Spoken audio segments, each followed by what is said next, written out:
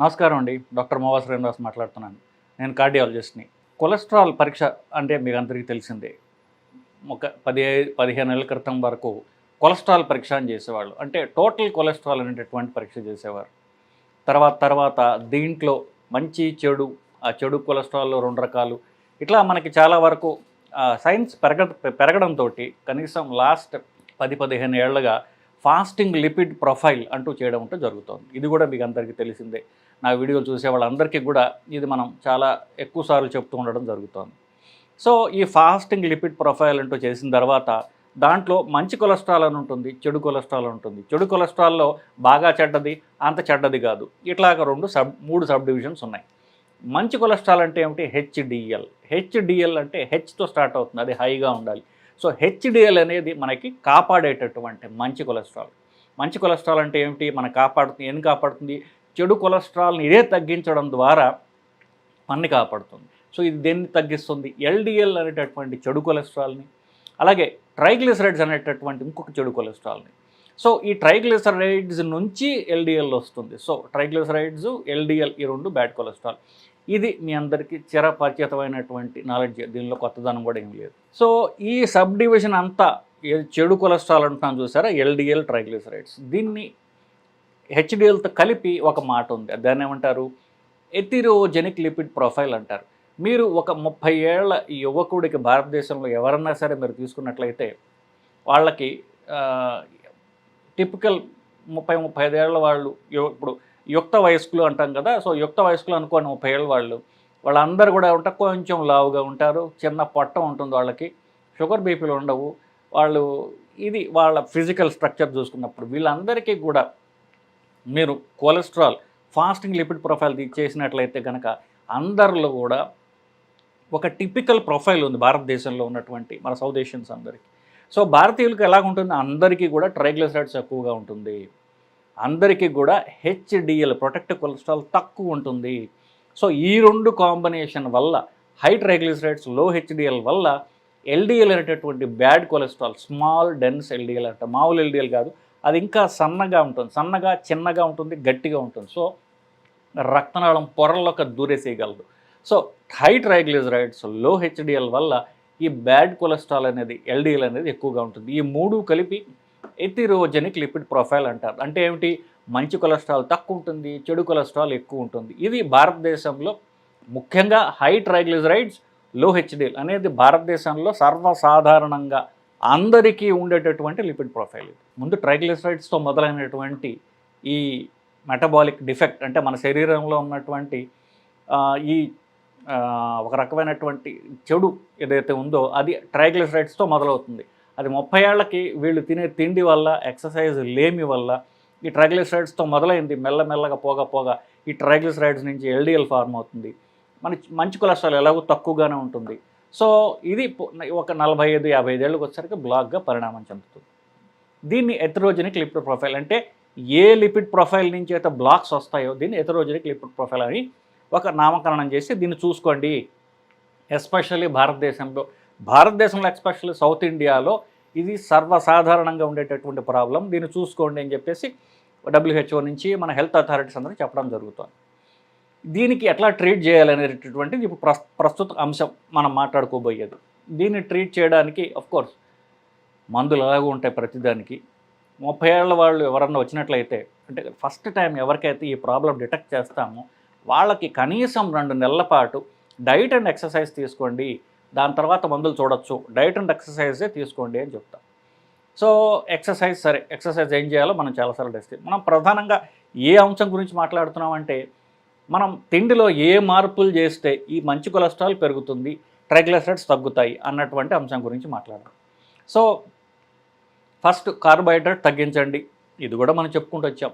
So తిండిలో మార్పుల్లో ఏంటంటే మనం కొన్ని తగ్గించాలి, కొన్ని పెంచాలి. చెడు తిండి తగ్గించాలి, మంచి తిండి పెంచాలి. చెడు తిండి ఏమిటి? కార్బోహైడ్రేట్స్, రైస్, పండ్లు, చక్కెర, అలాగే దుంపలు, ఈ 4టిని తగ్గించాలి.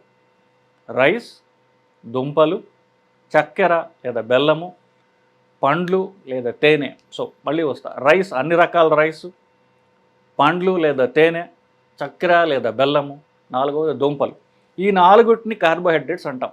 ఈ 4టిని తగ్గించుకోవాలి, పెంచాల్సింది ఏమిటి, దీన్ని స్ట్రెస్ చేద్దాం. ఇప్పుడు మనం ఎక్కువగా ఏది తీసుకోవాలి, ఏది తీసుకుంటే మనకి హెచ్డిఎల్ పెరుగుతుందో అది తీసుకోవాలి.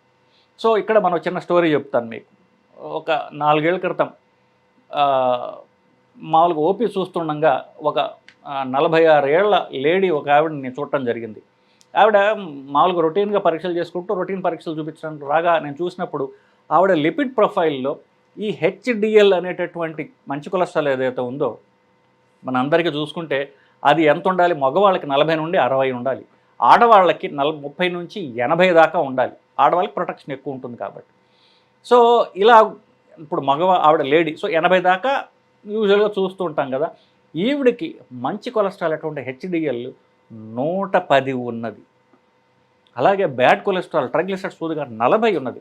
మామూలుగా మనకి 200, 300, 400, 500 ఇట్లా 100లో తప్ప కనిపించినటువంటి ట్రైగ్లిసరైడ్స్ ఈవిడికి 42, మంచి కొలెస్ట్రాల్ 110. చూసి నేను ఆశ్చర్యపోయాను. చూస్తే మామూలుగా సన్నగా ఉంది, పెద్ద కండలు తిరిగిన శరీరం ఎక్సర్సైజ్ చేస్తుంది అయితే కాదు ఆవిడ, మిడిల్ ఏజ్డ్ లేడీ. సో మీరు ఏం తింటారమ్మా, మీరు ఎక్కడి నుంచి వచ్చారో అని అడిగా. నేను మాల్దీవ్స్ నుంచి వచ్చాను అని చెప్పింది ఆవిడ. సో మరి ఏం తింటారు మీరు అన్న, మధ్యాహ్నము రాత్రి కూడా ఒక ట్యూనా వంజరం అంటారు మన తెలుగులో, ఈ చేప మధ్యాహ్నం రాత్రి. నేను 30 ఏళ్ళుగా నేను ఇదే పనిలో ఉన్నాను. రోజు మాకు అంతకంటే దొరకవు కాబట్టి, అదే చీపు, కాయగూరల కంటే చేపలు చీపు కాబట్టి 2 పూట్ల చేపలు తింటాను అంది. ఆవిడకి హార్ట్ అటాక్ రావడం అనేది వల్ల కానే కాదు. ఇలాంటి లిపిడ్ ప్రొఫైల్ ఉంటే హెచ్డిఎల్ కనుక 110 ఉంది ఆవిడకి, అలాంటి ఉన్నట్లయితే ఆవిడకి హార్ట్ అటాక్ వచ్చేది, పక్షవాతం వచ్చే అవకాశమే లేదు. మనుషులు అందరూ పోవాల్సిందే. సో క్యాన్సర్ అలాంటివి కూడా వచ్చే అవకాశం తక్కువ. ఇంకా ఆవిడని ఎలా చంపాలనేది పైన ఉన్నటువంటి యముడు ఏ దేవతలు వాళ్ళు తీవ్రంగా వాళ్ళ తలబట్టు కూర్చోవాలి. అలాంటి లిపిడ్ ప్రొఫైల్ ఆవిడ. అన్నం తగ్గించండి అని చెప్పాను. ఏమి తినాలంటే ఇవి తినాలి. సో ఫిష్ తినడం మంచిది. రోజు ఎన్ని ఎక్కువ సార్లు తింటే అంత మంచిది. WHO వాళ్ళు అయితే కనీసం వారానికి 2 సార్లు ఫిష్ తినడం అనేది అవసరము అని చెప్పి వాళ్ళు రికమెండేషన్లో చెప్పారు.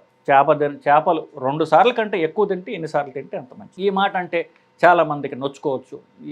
ఈ డాక్టర్ ఎవడు చేపలు తినమంటున్నాడు, మేము చాలా స్తోత్రీలం, మేము పూజలు చేస్తాం, మేము వెజిటేరియన్స్, ఇట్లా చెప్పుకోవచ్చు. సో కోర్స్ వెజిటేరియన్ సోర్స్ ఏమిటి ఇప్పుడు ఆ మాటకు వస్తే, వెజిటేరియన్స్ చేపలు తినవసరం లేదు.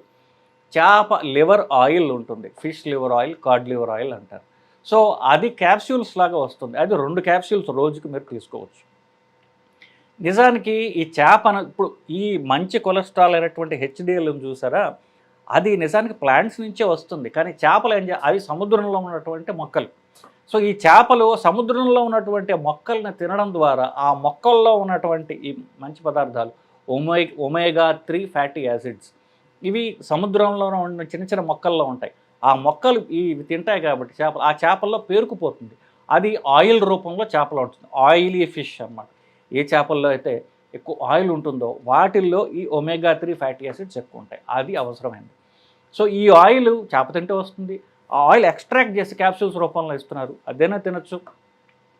నాకు అసలు చేప కాదు కదా, చేప వాసన కాదు కదా, చేప ఆయిల్ కూడా నేను తిన్నాను అన్నట్లయితే కూడా మనకి న్యాచురల్ సోర్సెస్ ఉన్నాయి. అవేమిటి, 2 రకాల గింజలు ఉన్నాయి. ఒకటి సబ్జా గింజలు, రెండవది అవిసె గింజలు. సో ఈ అవిసె గింజల్లో అయితే వెరీ హై సోర్స్ ఆఫ్ ఈ omega 3 fatty acids. Almost like ఆ గింజల్లో ఆయిల్ ఎంత శాతం ఉంటుంది, 55% ఈ అవిసె గింజల్లో ఈ ఒమేగా 3 ఫ్యాటీ యాసిడ్స్ ఉన్నటువంటి ఆయిలే ఉంటుందని మనకి స్టడీస్ చెప్తున్నాయి. సో మీరు చేప తినగలిగితే చాలా మంచిది, లేదా కనీసం చేపలో ఉన్నటువంటి ఆయిల్ క్యాప్సూల్స్ వేసుకుంటే సరిపోతుంది.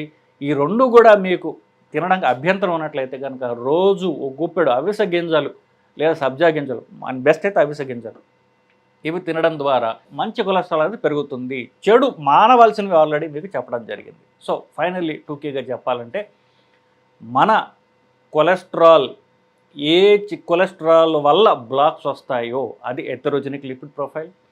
దాంట్లో ట్రైగ్లిసరైడ్స్ ఎక్కువ, హెచ్డిఎల్ తక్కువ ఉండడం అనేది భారతదేశంలో ప్రతి వాళ్ళకి సర్వసాధారణంగా వయస్సుతో నిమిత్తం లేకుండా మనం చూస్తున్నాము.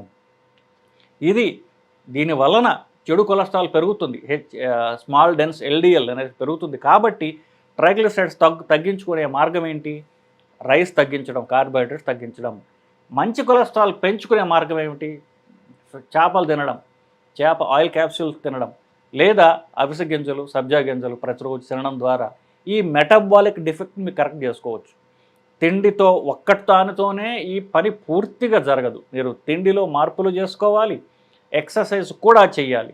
ఈ రెండూ కలిపి ఉన్నట్లయితే కనుక మీరు డౌన్ ది లైన్, అంటే తక్కువ వయసు ఉన్న వాళ్ళ గురించి మాట్లాడుతున్నాం, అక్కడితో మొదలవుతుంది కాబట్టి ప్రాబ్లం. వాళ్ళకి ఈ నాలెడ్జ్ చాలా అవసరం కాబట్టి చెప్తున్నా. తర్వాత మీకు 50-60 వచ్చేసరికి ఈ బ్లాక్స్లో ఉన్న కాజ్ చేసేటటువంటి చెడు కొలెస్ట్రాల్ పెరిగి మీకు 60 ఏళ్ళకి పూర్తిగా బ్లాక్, 70 ఏళ్ళకి లేకపోతే 60 ఏళ్ళకి హార్ట్ అటాక్లు వచ్చే దాని నుంచి మీరు తప్పించుకోవాలనుకుంటే ఈ డిఫెక్ట్ మీరు చిన్న వయసులోనే కరెక్ట్ చేసుకోవడం అనేది చాలా అవసరం. సో తిండి మార్పిడి, ఎక్సర్సైజు ఇవన్నీ కూడా నేను చెప్పాను. సో ఇది మీరు చేయాల్సింది. ఈ తిండి మార్పిడి, ఎక్సర్సైజ్ చేసుకున్నట్లయితే తర్వాత మిమ్మల్ని హార్ట్ అటాక్ కానివ్వండి, పెరాలిటిక్ అటాక్ ఇట్లాంటి వాటి నుంచి మిమ్మల్ని మీరు కాపాడుకోగలరండి. నమస్కారం.